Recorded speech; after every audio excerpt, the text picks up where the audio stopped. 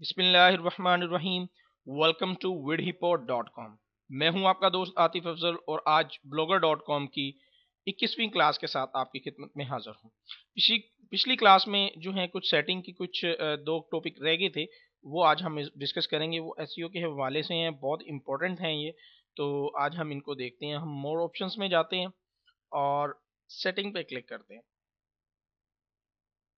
Setting में ये कुछ ऑप्शंस जो हैं वो हम पिछली क्लास में कवर कर चुके हैं, और सर्च प्रेफरेंसेस और अदर्स की ऑप्शन जो हैं वो हमने पिछले क्लास में कवर नहीं की थी। तो इस क्लास में हम सर्च प्रेफरेंसेस को देखते हैं। जब हम इस पर क्लिक करते हैं तो यहाँ पे हमें कस्टम पेज नॉट फाउंड लिखा आता है। अगर मिसाल के तौर पर अगर आप अपने ब्लॉग में कोई ऐसा पेज है जो डिलीट हो चुका है, आपने किसी पोस्ट को डिलीट कर दिया लेकिन वो कहीं पे मतलब फेसबुक पर उसका लिंक मौजूद है, आपने शेयर किया था, तो तब वो यूज़र वहाँ पे क्लिक करता है तो वो पोस्ट तो आपने डिलीट कर दी होती है। तो उसकी जगह पर वो आप कोई मैसेज शो करना चाहते हैं यूज़र को, तो वो यहाँ पे आप टाइप करते हैं कि भी आपने कोई पोस्ट जो है वो पहले बनाई थी और अब जो है वो पोस्ट डिलीट हो चुकी है। तो यहाँ पे आप कोई उसका मैसेज टाइप कर देते हैं, या कोई पेज बना के सीएसएस की मदद से वो यहाँ पे आप जो है वो बना देते हैं कि भी पेज जो है वो डिलीट हो चुका है। तो आप रीडायरेक्ट करना चाहते हैं तो आप वहाँ पे अपने होम पेज का लिंक भी दे सकते हैं। ठीक है जी। कस्टम पेज नॉट फाउंड जो है वो इस वजह से यूज होती है। उसके बाद आ जाती है कस्टम रीडायरेक्ट। इस पे क्लिक करते हैं तो यहाँ पे रीडायरेक्ट से मुराद ये है कि भी कोई पेज ऐसा है कि आप चाहते हैं कि यूजर जब उसके ऊपर क्लिक करे तो वो पेज ओपन होने की बजाय किसी और दूसरे पेज की जानिब आप उसको ट्रांसफर करना चाहते हैं, तो तब आप ये ऑप्शन यूज करते हैं। मिसाल के तौर पर यूजर कॉन्टेक्ट अस के पेज के ऊपर क्लिक करता है तो आप रीडायरेक्ट करवाना चाहते हैं अपने किसी और पेज पे, तो वो कॉन्टेक्ट अस पे क्लिक करेगा और उसके बाद जो आपने नीचे लिंक दिया होगा वो वहाँ पे रीडायरेक्ट हो जाएगा। मिसाल के तौर पे यहाँ पे आप कॉन्टेक्ट अस का पेज देंगे या कोई भी आप पेज देना चाहते हैं, ठीक है, वो यहाँ पे देते हैं। यूज़र इस पेज के ऊपर क्लिक करता है लेकिन वो इस पेज की क्लिक करने के बाद वो इस दूसरे पेज पे जो आपने यहाँ पे आपने लिखा होगा उस पेज पे वो ट्रांसफ़र हो जाएगा। ठीक है जी। तो ये ऑप्शन जो है रीडायरेक्ट की ऑप्शन जो है वो एक पेज से दूसरे पेज पे ट्रांसफ़र करने के लिए वो यूज़ होती है। और उसके बाद ये कि भी यहाँ पे आपको परमानेंट लिखा नज़र आ रहा है। अगर आप परमानेंट करना चाहते हैं तो आप इसको चेक कर देते हैं। ठीक है। अगर आप आर्ज़ी तौर पर इस ऑप्शन को यूज़ करना चाहते हैं तो देन आप इस पे परमानेंट पे क्लिक नहीं करते। ठीक है जी।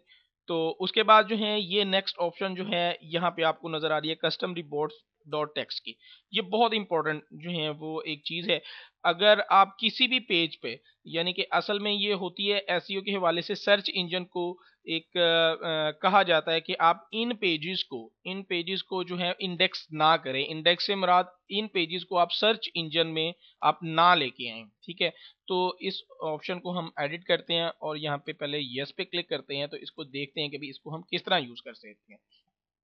मिसाल के तौर पर हम एक कॉन्टैक्ट अस का पेज है, उस पेज को हम चाहते हैं कि वो हमारे इंडेक्स ना हो, यानी कि सर्च इंजन में वो पेज ना आए।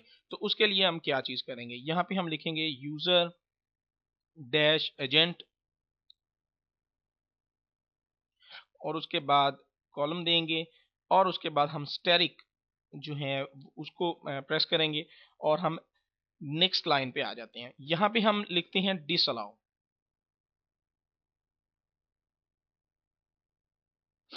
उसके बाद हम फिर दोबारा जो है वो हम अ, यहाँ पे जो है वो हम एक स्लैश लगाते हैं और यहाँ पे हम पेज डिफाइन करेंगे कि भी हम इस पेज को जो है वो अपने सर्च इंजन में यूज नहीं करना चाहते, वहाँ पे इंडेक्स नहीं करना चाहते। मिसाल के तौर पर हम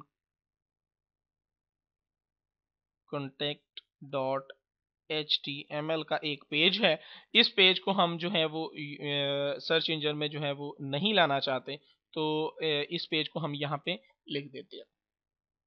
यहाँ पे जो है यूजर एजेंट जो है इसका मतलब ये है कि भाई यूजर एजेंट यानी कि सर्च इंजन्स, यानी कि सर्च इंजन जो होता है वो यूजर एजेंट के तौर पर कहलाता है। ठीक है। उसके बाद हमने ये स्टैटिक लगाया। स्टैटिक का मतलब ये है कि भाई तमाम सर्च इंजन्स, चाहे वो जीमेल गूगल का हो, चाहे वो याहू सर्च इंजन हो, चाहे वो बीइंग हो, या कोई भी सर्च इंजन, जितने भी सर्च इंजन में आपकी साइट जो है इस वक्त इंडेक्स हो चुकी है, वो इस पेज को कॉन्टेक्ट अस के पेज को डिसअलाउ करते हैं हम, यानी कि ये पेज इंडेक्स ना हो।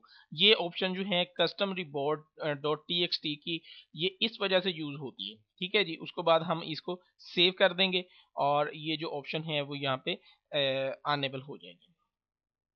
ठीक, उसके बाद हम ये कस्टम रिपोर्ट हेडर टैग्स पे एडिट पे क्लिक करते हैं और इसको यस करते हैं। ये ऑप्शन यूज होती है कि आप होम पेज को, अपने आर्चिव और सर्च इंजन पेजेस को जो हैं, उसके बाद आप पोस्ट और पेजेस को आप सर्च इंजन को क्या हदायत देते हैं कि वो आपके ब्लॉग में आके अपने होम पेज को या आपकी पोस्ट या पेजेस को वो किस तरह सर्च इंजन में इंडेक्स करें। तो ये ऑप्शन जो है बहुत इंपॉर्टेंट है। ठीक, यहाँ से हम होम पेज को तो ऑल करते हैं। ठीक, कि भी तमाम जो होम पेज हैं, तमाम सर्च इंजन इनको इंडेक्स करें। ठीक, उसके बाद जो है वो हम यहाँ से आर्चिव, जो हमारे आर्चिव बनते हैं, जब भी आप पोस्ट करते हैं तो एक आपको मंथली जो है वहाँ पे आता है कि भाई आपने इस डेट को ये पोस्ट की थी, इस डेट को ये पोस्ट की थी, इस तरह मंथ वाइज जो है वो वहाँ पे आपको नजर आता है, वो आर्चिव कहलाते हैं। तो आप उसको क्या चाहते हैं कि वो क्या हो। हम आर्चिव जो है वो सर्च इंजन को कहते हैं कि वो नो इंडेक्स, यानी कि वो इंडेक्स ना हो, सर्च इंजन उनको शो ना करे। ठीक, और अब हमारे होम पेज को वो शो करे और हमारे आर्चिव जो हैं और या सर्च पेजेस जो हैं उनको वो इंडेक्स ना करे। इस वजह से हमने नो इंडेक्स पे क्लिक किया और उसके बाद जो है निचली ऑप्शन जो है पोस्ट और पेजेस को हम क्या हदायत देते हैं सर्च इंजन को, इनको हम ऑल करते हैं और इनके साथ हम यहाँ पे इस पे भी क्लिक करते हैं कि भी इसको फॉलो भी करें और होम पेज को भी हम क्लिक कर देते हैं इसको फॉलो भी करें। सर्च इंजन जो है इन चीज़ों को इंडेक्स करेगा और आर्चिव जो हैं इनको हमने नो इंडेक्स किया तो इनको वो सर्च इंजन जो है वो फॉलो नहीं करेगा। उसके बाद जो है इस पे हम सेव करते हैं, सेव चेंजेस पे।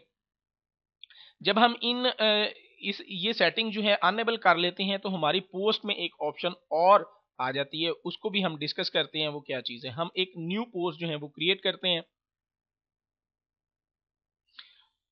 तो पहले आपने यहाँ पे देखा होगा कि कस्टम रिपोर्ट टैग्स जो हैं वो पहले आपको नहीं नज़र आते थे, लेकिन जब हम वहाँ पे अलाउ कर देते हैं, हम ऑल कर देते हैं, तो तब हमें ये कस्टम जो है टैग्स जो है वो यहाँ पे डिस्प्ले हो जाते हैं। ठीक है, जब हम इस पे क्लिक करते हैं तो ये यहाँ से भी आपको पूछता है।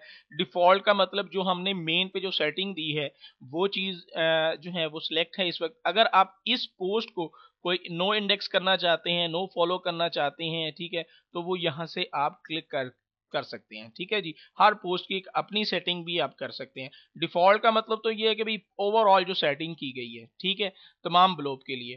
तो अगर आप इस पोस्ट की सेटिंग चेंज करना चाहते हैं तो यहाँ से आप डिफ़ॉल्ट को अनचेक करने के बाद इनमें से कोई भी चीज़ जो है वो आप सिलेक्ट कर सकते हैं। उसके बाद हम आते हैं दोबारा अपने ब्लॉग की जानिब, वहाँ पे हम अदर्स जो ऑप्शंस हैं वो देखते हैं। हम सेटिंग में वापस जाते हैं और यहाँ पे हम सर्च प्रेफरेंसेस को जो हम देखते हैं कि कोई और ऑप्शन तो नहीं रहेगी। जी बिल्कुल, सर्च प्रेफरेंसेस जो है वो हम देख लिए हैं। उसके बाद हम अदर्स पे क्लिक करते हैं। अदर्स क्या है? ये अलाउ ब्लॉग फीड फुल पे क्लिक किया हुआ है तो ये फुल ही रहने दें, यानी कि फीड्स जो होती हैं, जो आपके ब्लॉग की फीड्स बनती हैं, इनको आप इसी तरह ही रहने दें। ओपन आईडी जो है इसको भी इसी तरह ही रहने दें। ठीक, उसके बाद अडल्ट कंटेंट और ये ऑप्शन जो है वो आपने देखने हैं कि भी आपका ब्लॉग जो है वो अडल्ट कंटेंट के ऊपर ना हो, तो आपने नो पे क्लिक करना है। ठीक है जी, और उसके बाद जो है यहाँ पे गूगल एनालिटिक्स जो है, अगर आपने गूगल एनालिटिक्स की ऑप्शन यूज़ की हुई है, वहाँ पे आईडी बनाया है और अपने ब्लॉग को वहाँ पे सबमिट किया हुआ है, तो आपको एक आईडी मिलता है एनालिटिक्स में। उसको आप वहाँ से आईडी को कॉपी करके यहाँ पे पेस्ट कर देते हैं और अपनी सेव सेटिंग पे क्लिक करते हैं, तो उससे ये होगा कि आपकी ब्लॉग गूगल एनालिटिक्स में आपके ब्लॉग की तमाम डिटेल जो है वो आपको बताई जाएगी कि भी आपका ब्लॉग जो है वो किस सिटी में ओपन हो रहा है, कहाँ पे, किस मुल्क में ओपन हो रहा है। तो इस तरह की तमाम ऑप्शन जो है गूगल एनालिटिक्स में आपको मिल जाती हैं। तो आई होप कि आपको ये तमाम ऑप्शंस जो हैं वो समझ आ गई होंगी। इंशाल्लाह नेक्स्ट वीडियो में मिलते हैं। अपनी दुआओं में हमें याद रखिए। अल्लाह हाफिज़।